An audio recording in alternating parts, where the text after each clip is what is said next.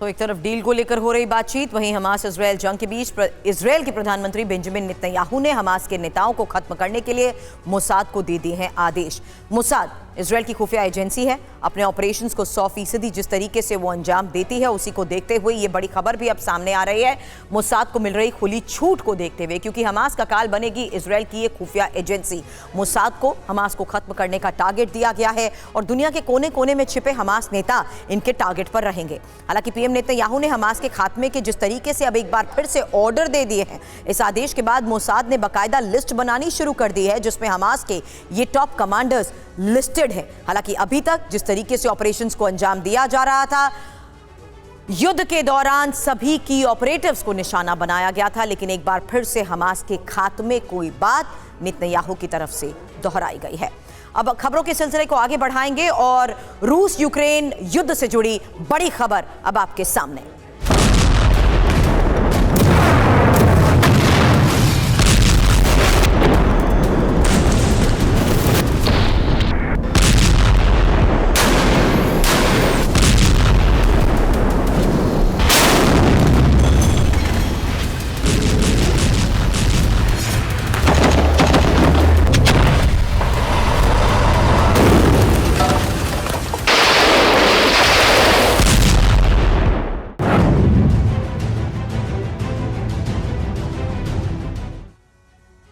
रूस यूक्रेन युद्ध में अब शांति की बात कही जाने लगी है और ये बात कही रूसी राष्ट्रपति व्लादिमीर पुतिन ने।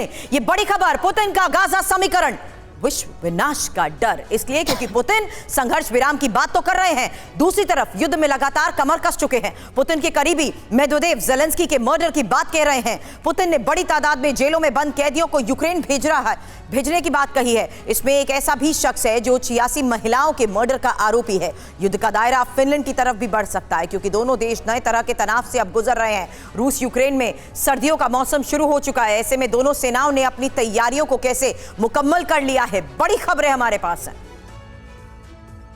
और एक और बड़ी खबर, अवदीवका में रूस यूक्रेन के बीच भीषण जंग चल रही है। अवदीवका में रूसी ठिकानों पर फायरिंग हुई है, ताबड़तोड़ फायरिंग से दहला पूरा इलाका।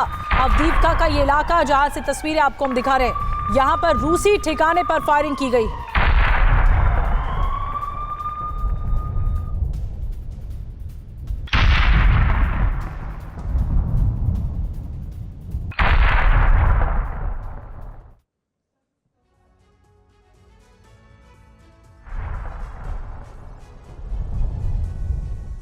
और ओलेशिवस्की में यूक्रेन की भीषण हमले को लेकर खबर आई, जहां रूसी सेना के पोस्ट पर गोले दागे गए हैं। हमले में रूसी सेना की पोस्ट तबाह हो गई है।